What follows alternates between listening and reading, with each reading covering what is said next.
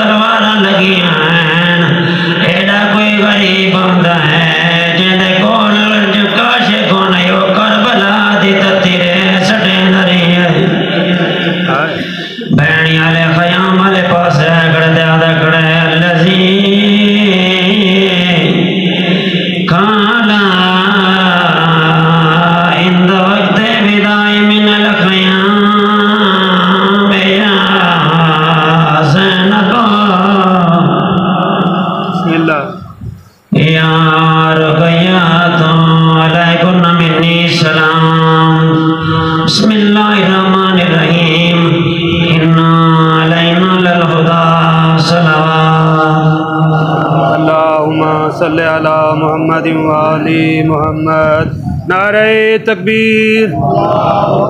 نعرہ رسالت، نعرہ حیدری،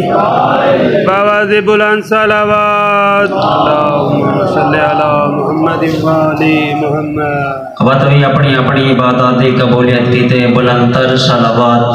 اللہم صلی علی محمد وآل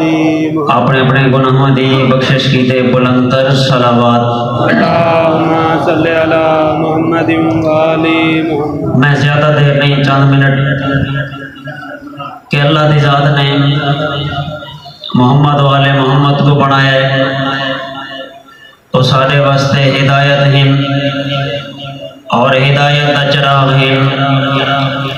اور ہمیشہ چراغ دا کم ہوندے روشنی لیونا اور جیتے چراغ جلتا راندے اور روشنی لیندہ راندے اللہ دی ذات نے محمد و آل محمد کو اس دنیا دے بھیجا اس واسطے ہے وہ ان ہدایت دے چراغ اور انہوں نے ہمیشہ انسانیت کی تے بہترین رہنما بن کے ہیں بہترین چراغ بن کے ہیں اور ہمیشہ چراغ کو لوگوں ڈردے جیڑا ہوندے چور اور چور کو چوری کرن واسطے اندھیرے دی ضرورت ہوندی ہے اور اللہ نے ساری زندگی کی تے محمد و آل محمد کو بھیج کے انسانیت کی تے ہدایت دا چراغ بنا کے بھیجا ہے جنہاں دی ذمہ داری بھی اللہ چاہے انہوں کو کوئی بجھا بھی نہیں سکتا سبحان اللہ اور ہمیشہ اللہ دی ذات نے انسانیت کی تے بہترین ہدایت کرن والے بھیجن ابن عباس آدھے میں بیٹھا ہمیں مولا علی علیہ السلام دی خدمت ترائے بر اعظمان دہن مولا علی دی حکومت مولا خود ترٹی ہوئی جتی خود سیدھے بیٹھے ہیں تے مولا میرے کو پوچھا اے عباس